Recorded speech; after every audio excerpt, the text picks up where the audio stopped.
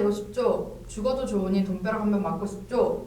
단골 손님이 되면 부자가 된다는 점집이 있습니다. 그 비결을 듣기 위해 주인공을 만났습니다. 선생님 안녕하세요. 안녕하세요. 반갑습니다, 여러분. 신점여왕입니다. 부자 제조 공장, 즉 부자 만들어내는 공장이라는 게 진짜인가요? 그럼 진짜입니다. 가짜도 있나요? 저희 법당에 10년 이상 다니시는 신도분들 중에서 가난한 집은 한 집도 없습니다. 처음에 왔을 때는 벽과 부엌에서 물 나오는 지하 셋방에 살다가 호텔 주인이 된 집도 있고, 오갈 데가 없어서 찜질방에서 먹고 자다가 빌딩 주인이 된 사람도 있습니다. 초하루 보름에 찾아와서 인사만 드리면 부자가 된다는 것은 아니죠? 물론이죠. 그냥 왔다 갔다 한다고 그냥 부자 되는 일이 세상에 어디 있겠어요.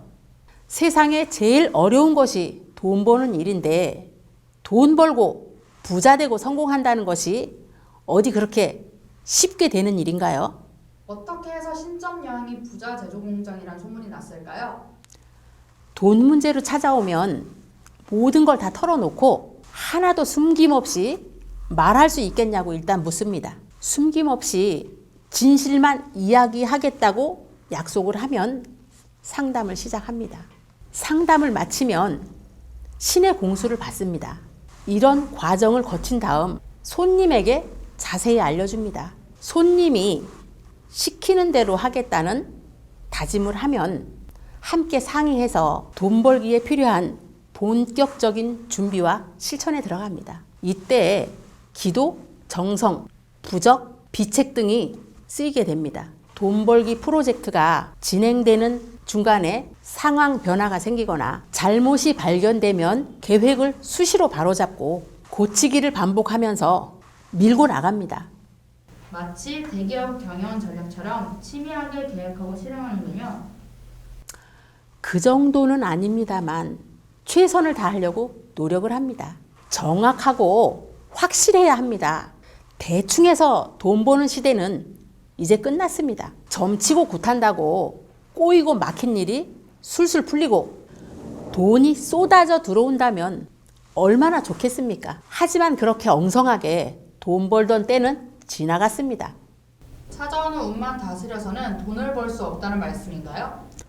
당연하죠. 돈을 벌려면 재운과 재복이 필요한 것은 당연하죠. 그러나 재운과 재복만 좋다고 저절로 돈이 들어오고 부자 되는 것은 아닙니다.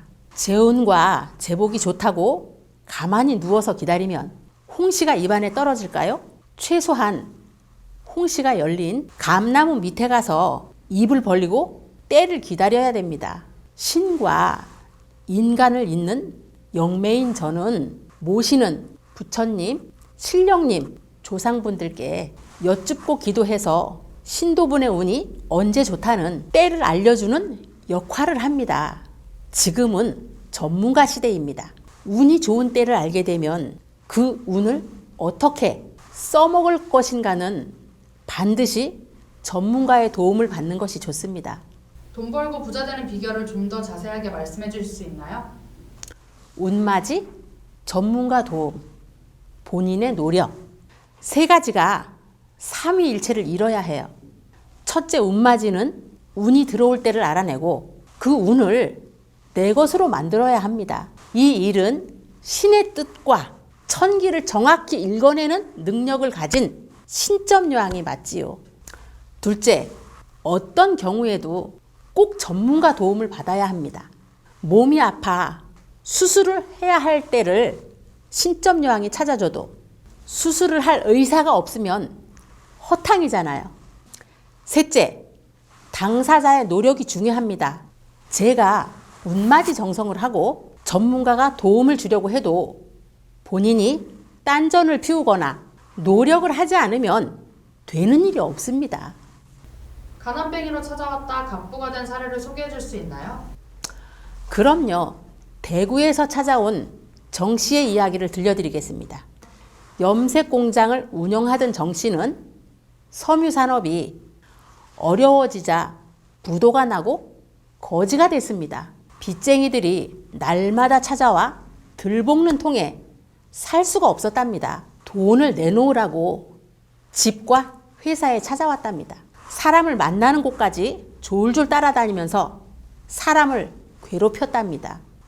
못 견디게 된 정 씨는 가족도 모르게 서울로 올라와 공원 벤치에서 자고 공중 화장실에서 씻고 살았답니다. 밥은 서울역 무료 급식으로 해결을 했고 담배는 길거리에서 꽁초를 주워서 피웠습니다. 옷은 쓰레기통을 뒤적여 쓸만한 것을 입었습니다. 희망을 잃은 정 씨는 어디 가서 죽을까를 고민했습니다. 그러다 씻고 죽어야 염할 때 식구들이 덜 창피하겠지 하는 마음으로 찜질방에 갔답니다.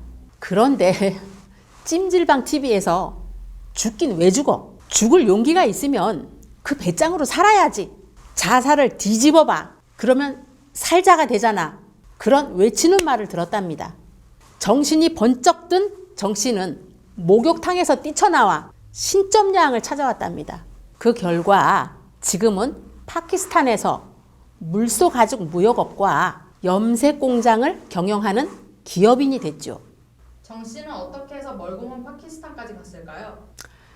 염색 기술자인 정 씨가 하던 사업은 환경 오염 때문에 한국에서 돈을 벌기가 쉽지는 않았습니다.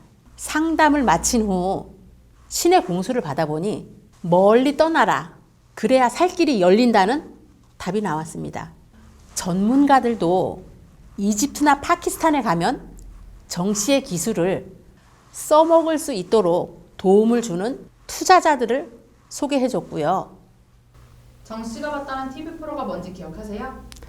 SBS 리얼 코리아 세상 사람들로 기억하고 있습니다. 박광범 아나운서가 진행하는 운명을 알려드립니다를 봤다고 했던 것 같습니다.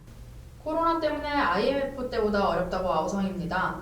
지푸라기라도 붙잡고 싶어하는 절박한 분들에게 어떤 이야기를 들려주고 싶으신가요? 자살을 거꾸로 뒤집으면 살자가 됩니다. 죽겠다는 마음을 버리세요. 희망의 문은 두드리는 자에게만 열립니다. 아무리 어려워도 희망을 가지세요. 신세 한탄 한다고 해결되는 일은 아무것도 없습니다.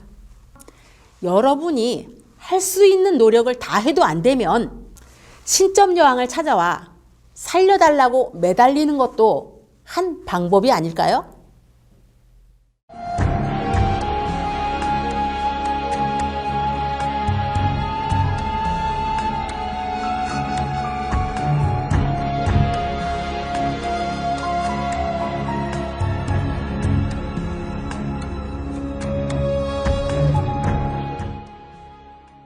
고민이 있으신가요?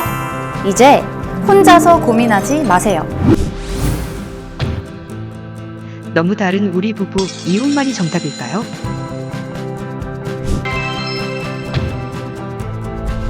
행복한 연인 사이에는 사랑이 있습니다.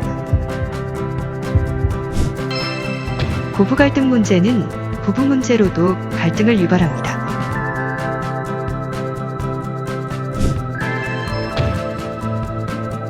학교 폭력은 반드시 근절돼야 합니다.